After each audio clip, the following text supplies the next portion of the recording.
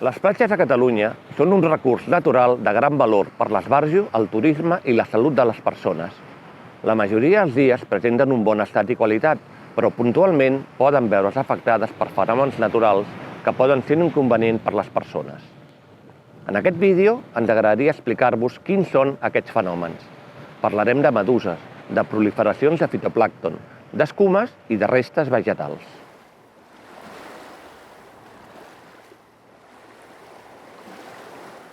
Comencem per les meduses. Gelatinoses i conegudes per la seva capacitat urticant, les trobem de forma irregular a les aigües costaneres. Hi ha anys en què se'n detecten i d'altres en què no. Les causes d'un augment de la seva presència es deuen a la baixa aportació d'aigua dolça, als corrents marins, la manca de depredadors o el canvi climàtic. En aquest sentit, els organismes típics de mar poca cosa es pot fer, més enllà d'informar a la ciutadania de les diferents espècies, la seva perillositat i què fer en cas de picada. Per tant, cal estar atent a la seva ubicació, que depèn dels corrents marins i la influència dels vents, i sempre estar pendents de la bandera de seguretat de les platges. Un altre fenomen natural és el creixement excessiu del fitoplàncton, sobretot a l'estiu. Quan les algues microscòpiques presents en suspensió creixen excessivament, provoquen canvis visibles en la coloració i transparència de l'aigua. La temperatura, la llum i la presència de nutrients o el moviment de l'aigua són l'origen més freqüent.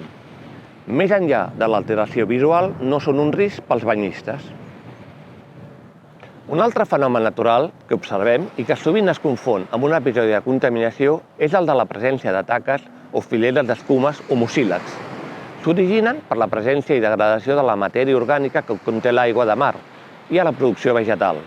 En la majoria dels casos no suposen un risc per la salut de les persones i cal diferenciar-los de les escumes degudes a altres causes, com pot ser un abocament.